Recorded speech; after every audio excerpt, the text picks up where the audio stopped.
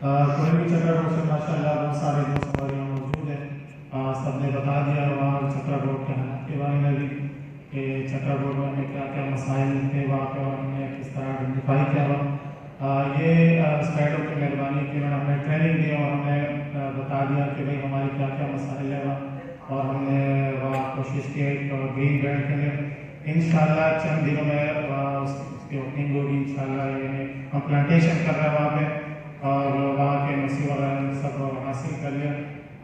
مین green belt کا مقصد ہمارا یہ تھا کہ وہاں پہ لوگوں میں کمیونیکیشن گیپ ختم کیا جائے۔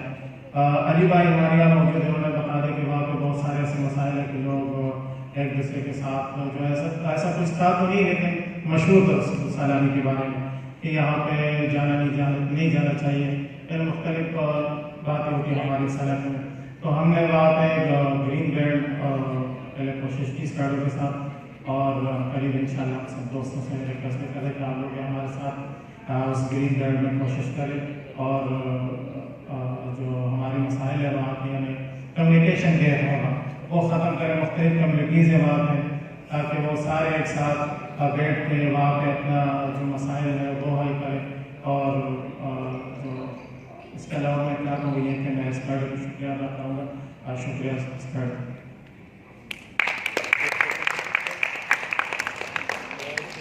ان کا جو فرض ہے وہ اہل سیاست